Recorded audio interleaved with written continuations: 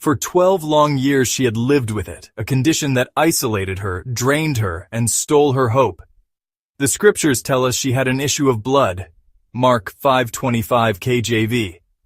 We can only imagine her physical weakness, but even more, the social and spiritual implications were devastating. Under Jewish law, her condition made her ceremonially unclean. She couldn't participate in temple worship, enjoy fellowship, or even experience the simple joys of human touch. Can you imagine the loneliness, the yearning for connection? Yet, beneath the surface of despair, a flicker of hope remained. Her faith, though tested, had not been extinguished. For she had heard the whispers of miracles, stories of a man named Jesus who possessed power beyond measure. News traveled fast about Jesus. People spoke with awe about his ability to heal the sick, cast out demons, and even raise the dead. Each story must have ignited a spark of hope within her. Could this be her chance? Could this be the answer to her years of suffering? She clung to the possibility, her heart whispering a prayer. This wasn't just about physical healing. It was about restoration, about reclaiming her life, her dignity, her place in the community. She was desperate for a miracle. This wasn't just a fleeting desire. It was a deep-seated resolve. She was done merely existing. She yearned to truly live. And so, fueled by faith and driven by desperation, she made a choice. Mark chapter 5 tells us that Jesus was on his way to heal Jairus' daughter. A large crowd followed, eager to witness his miracles. Imagine the scene.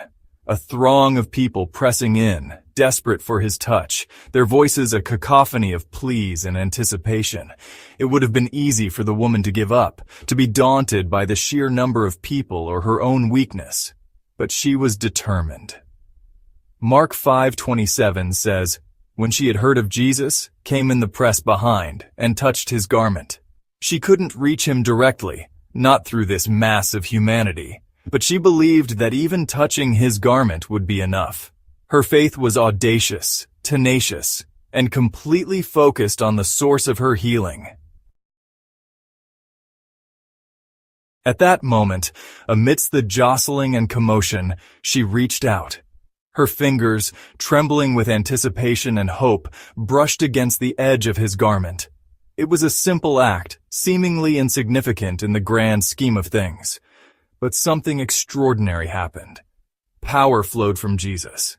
Mark 5:29 states, "And straightway the fountain of her blood was dried up, and she felt in her body that she was healed of that plague." Can you imagine the feeling? Years of suffering vanished in an instant. Her body, so long ravaged by illness, was made whole. It was a miracle, undeniable and instantaneous. She was healed. The miracle, however, didn't go unnoticed. The Bible tells us, "And Jesus, immediately knowing in himself that virtue had gone out of him, turned him about in the press and said, 'Who touched my clothes?'" Mark 5:30 KJV. His disciples, perplexed, responded, "Thou seest the multitude thronging thee, and sayest thou, 'Who touched me?'" Mark 5:31 KJV. They didn't understand. They saw only the chaos of the crowd, not the silent act of faith that had just transpired.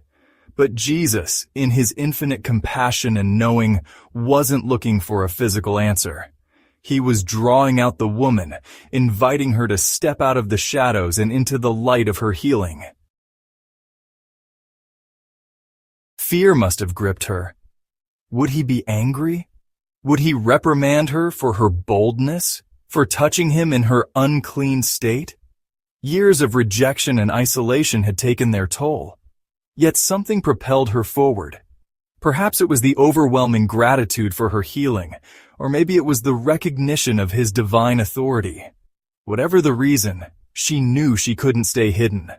Mark chapter 5 verse 33 tells us, "But the woman, fearing and trembling, knowing what was done in her, came and fell down before him, and told him all the truth."